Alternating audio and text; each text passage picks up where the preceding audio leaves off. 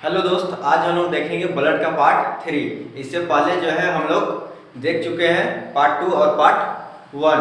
तो हम लोग जो है पार्ट 2 में देखे थे कि ब्लड जो है कौन सा ब्लड ग्रुप कैसे पता करें, ये हम लोग देख चुके हैं। तो आज हम लोग आगे देखेंगे RH फैक्टर, ये जो रक्त जिसको हम ब्लड बोलते हैं उसका पार्ट 3 है। तो आगे आज हम लोग देखेंगे RH फैक्टर। RH फैक्टर मतलब इसका जो खोज किया था कार्ल लैंडस्टीनर और वीनर ने किया था। अब देखो ब्लड का जो है ब्लड ग्रुप कौन सा है ये चेक करना हम लोग पार्ट 2 में सीख चुके हैं। तो अगर हम देखें कि अगर ब्लड ग्रुप जो होता है कहीं ए होता है, कहीं बी होता है और ए बी होता है और ओ होता है, तो ये तो ब्लड ग्रुप हमको देखने आ गया। लेकिन ये भी आप लोग को पता होगा कि बोलता है कि अगर हमारा ब्लड ग्रुप ए है तो हमारा जो ब्लड ग्रुप ए है तो पॉजिटिव है, किसी का ब्लड ग्रुप ए नेगेटिव होता है, किसी का बी पॉजिटिव होगा, किसी का बी नेगेटिव, किसी का ए बी पॉजिटिव, किसी का ए बी नेगेटिव, किसी का ओ पॉजिटिव और किसी का ओ नेगेटिव। तो ये हम लोग आज समझेंगे कि आखिर ये जो पॉजिटिव होता है ब्लड और नेगेटिव होता है आखिर क्यों होता है ऐसा। तो अगर हम यहाँ पे देखेंगे कि RH फैक्टर का जो खोज किया है 1940 में लैंडस्टीनर और वीनर ने किया है। अब यहाँ पे हम बताए थे कि ये जो है RBC गोल दिखेगा हमको, और इसमें अगर ये वाला एंटीजन रहेगा त्रिभुज आकार का तो वो ब्लड ग्रुप ए होगा।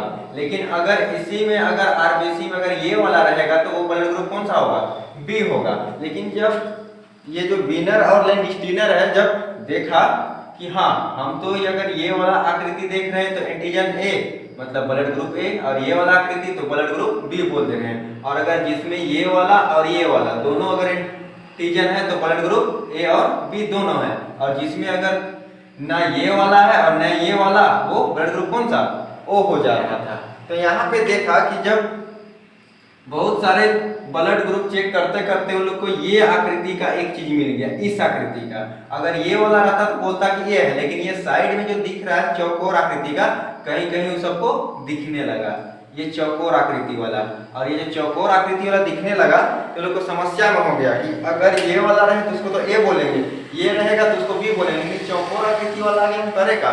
तो उसके लिए जो है ये लोग बहुत सारा बंदर को मंगाया, वीनर बहुत सारा बंदर को, और वो जो बंदर था वो रिसस बंदर था। और रिसस बंदर जो है उसका मुंह आगे साइड लाल होता है पूरा, उसी को हम क्या बोलते हैं, रिसस बंदर, जिसी के नाम पे जो है RH फैक्टर रखा गया है। तो रिसस बंदर को ढेर सारा मंगाया, उसके बाद उस सबका खून को निकाला और चेक किया, और चेक करने के बाद जो है देखा कि बहुत सारा बंदर जो है जिसमें उसको ये वाला जो चौकोर आकृति है वो मिला और बहुत सौ में नहीं मिला। तो वो लोग देखा कि ये जो है RH, इसका नाम दे दिया RH, और इसको एक प्रकार का एंटीजन बना दिया, एंटीजन RH देखा और इसको एक तरह से एंटीजन बना दिया।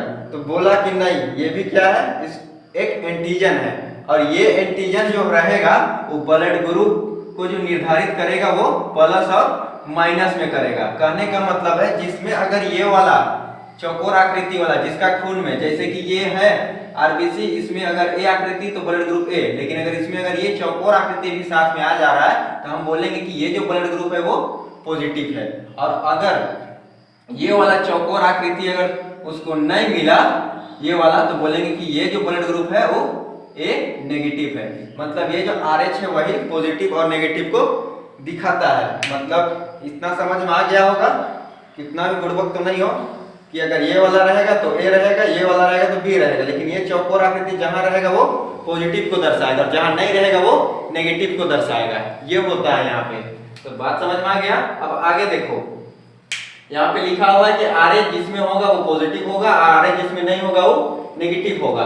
तो आगे यहाँ पे जो भारत में जो है लगभग 95% लोग में जो है RH पाया जाता है, इसीलिए 95% लोग में जो है का जो खून होता है वो नेगेटिव के वजह पॉजिटिव हो जाता है। यहाँ पे लिखा होगा कि ये जो भारत में 95% लोग का खून जो क्या होता है RH प्लस होता है, मतलब वो पॉजिटिव होता है। ठीक है, तो हम पहचानने आ जाएगा कि जो ब्लड ग्रुप होता है वो पॉजिटिव का है और नेगेटिव का है। जिसमें RH रहेगा उसका पॉजिटिव, और जिसमें RH नहीं रहेगा वो नेगेटिव हो जाएगा।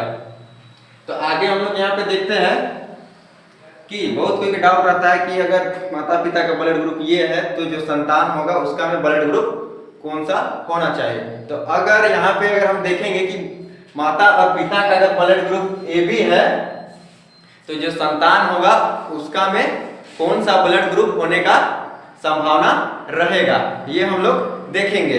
तो पहला यहाँ पे दिख रहा होगा कि ए बी होने पर जो है ऑल ग्रुप, कहने का मतलब अगर माता पिता का जो ग्रुप है अगर ए और बी रहेगा तो ऑल ग्रुप, मतलब ऑल ग्रुप कहने का मतलब है कि जो हमारे पास ब्लड ग्रुप होता है ए बी और ओ, कुछ भी हो सकता है ए बी और ओ, मतलब माता पिता का ए बी होने पर ऑल ग्रुप, मतलब अगर माता पिता का ए बी तो जो संतान में जो ब्लड ग्रुप होने का संभावना है क्या है, ए बी हो सकता है, बी बी, ए बी और ओ।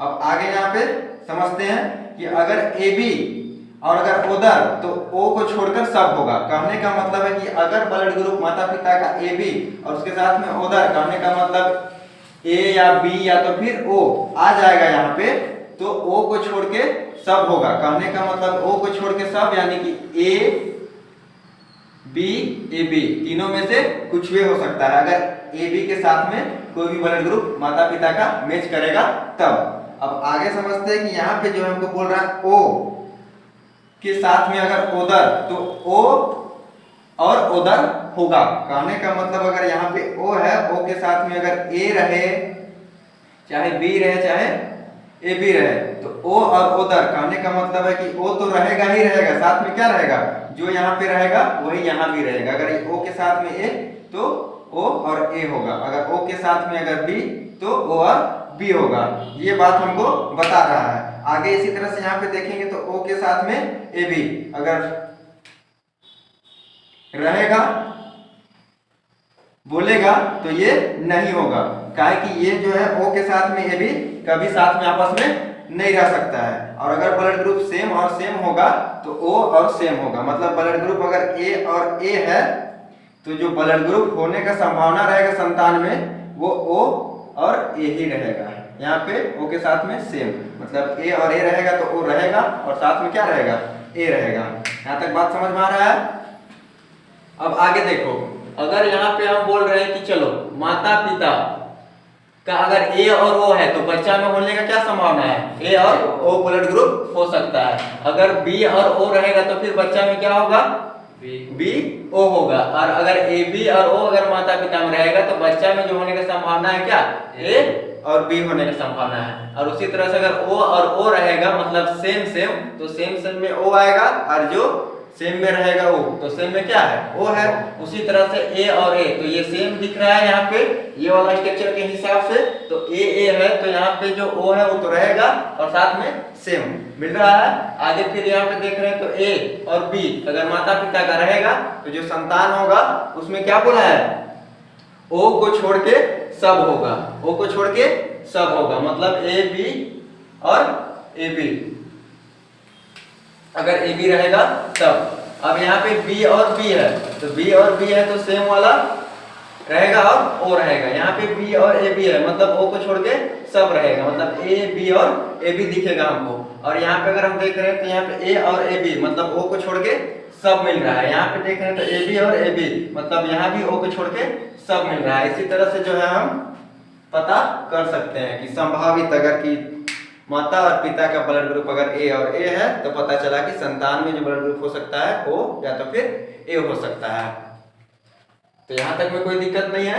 आगे देखो, समझो कि अगर बोलता है हमको कि blood group O, blood group जिसका भी ओ रहेगा उसको सर्वदाता कहा जाता है। सर्वदाता कहने का मतलब है कि जिसका ब्लड ग्रुप ओ रहेगा उसमें जो एंटीबॉडी जो रहता है वो दोनों पाया जाता है, ए और बी दोनों रहेगा। तो ये जो होता है वो सर्वदाता होता है, मतलब ये जो है ब्लड सबको दे सकता है। लेकिन हम तुम लोग को बताएं कि आरएच क्या है, प्लस है। लेकिन कभी भी डॉक्टर जो है किसी का अगर खून किसी में डालने से पहले जो है खून चढ़ाने से पहले वो देखता ये है, सबसे पहला तो एंटीजन को नापेगा कि एंटीजन ए वाला जिसका ब्लड ग्रुप ए है उसका ब्लड ग्रुप ए वाला से ही खून लेगा। लेकिन साथ में वो आरएच जरूर मिलाता है कि पॉजिटिव है या नेगेटिव है, नहीं तो फिर पता चला कि ब्लड ग्रुप ए वाला जो बीमार पड़ल है उसका पॉजिटिव है, और जो खून देने आया है उसका तो ब्लड ग्रुप ए है लेकिन उसका नेगेटिव है। तो वैसा में आदमी को अगर खून दिया तो फिर मर जाएगा। तो इसीलिए डॉक्टर सबसे पहले ब्लड ग्रुप के साथ में RH भी जरूर देखता है। मतलब ये जो है तुम्हारा एंटीजन ए, एंटीजन बी और एंटीजन RH, ये तीनों को पहले वो मैच कर लेता है, तबे जाके क्या करता है वो खून देता है। बिना मैच का वो नहीं दे सकता है। तो ये जो सर्वदाता होता है वो कौन सा ब्लड ग्रुप होता है? तो O। और जो सर्वग्राही होता है वो AB होता है। ठीक है, इसको बोलते हैं सर्वग्राही। मतलब ये सबसे खून ले सकता है और वो जो है सबको खून दे सकता है। लेकिन अगर O में भी अगर जरा ज्यादा घुस के बोलेगा तो हम देखेंगे कि ब्लड ग्रुप O, इसमें तो कोनो एंटीजन नहीं रहता है, नहीं रहता है, लेकिन पता चला कि ये तो RH किसी में रहा, वो क्या होगा? ब्लड ग्रुप उसका O पॉजिटिव हो जाएगा। लेकिन जिसमें ये वाला RH चौकोर आकृति नहीं रहेगा वो क्या हो जाएगा? O नेगेटिव हो जाएगा। तो अब देखो, अगर जिसमें ये RH रहेगा तो वो ब्लड ग्रुप O वाला को अगर खून देने जाएगा और उसमें अगर ये वाला RH नहीं रहेगा तो फिर कैसे देगा? मैच नहीं ना करेगा। हाँ, तो ये चीज बहुत मायने रखता है। तो अगर हम देखेंगे कि सर्वदाता ब्लड ग्रुप कौन है तो O नेगेटिव है। O के साथ में क्या? नेगेटिव, जो सर्वदाता होगा। लेकिन क्वेश्चन में तुमको डायरेक्ट वही लिखल रहेगा, लेकिन और तनी गहराई से पूछेगा तो क्या?